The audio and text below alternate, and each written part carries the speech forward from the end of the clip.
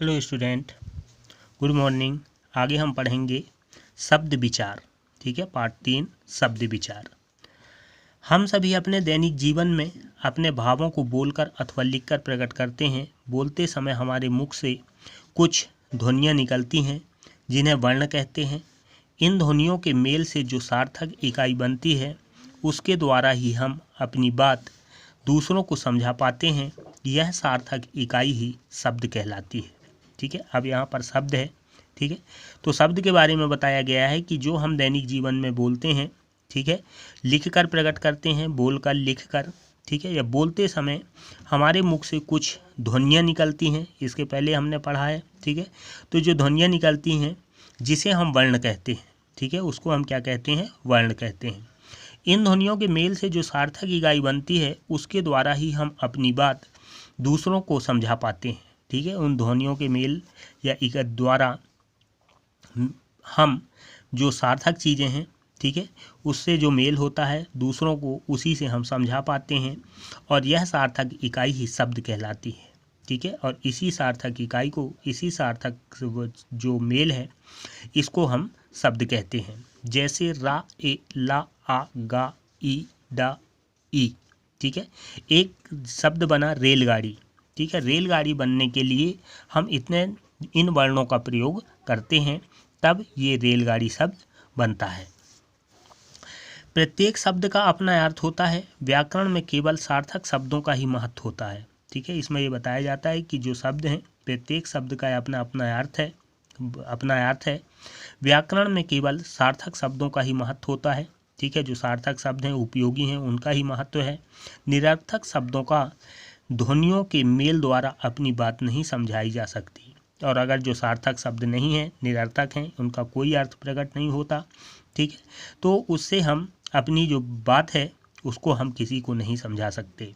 परंतु कई बार सार्थक शब्द के साथ निरर्थक शब्द जुड़कर अर्थ में विशेषता ला देते हैं।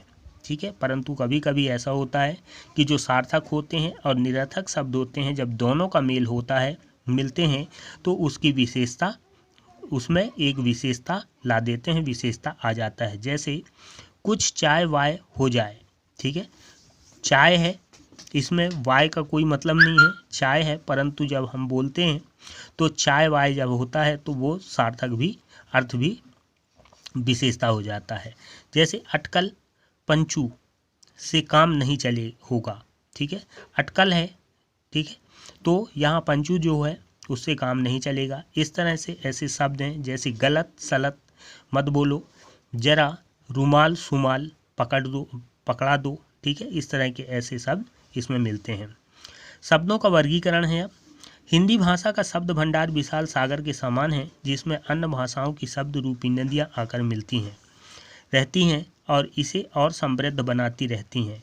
भाषा कुछ शब्द स्वयं बनाती हैं, जो कुछ शब्द अन्य शब्दों से ग्रहण करती हैं। इसी आधार पर शब्दों का वर्गीकरण 5 भागों में किया गया है।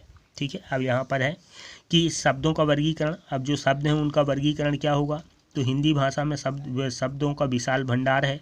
ठीक है, एक सागर के समान है, जिसमें बहुत सारे शब्द रूपी नदियाँ आकर मिल जाती हैं और उसको समृद्ध बनाती हैं। ठीक है, यह कुछ शब्द स्वयं बनती हैं, कुछ शब्द अन्य भाषाओं से ग्रहण करते हैं।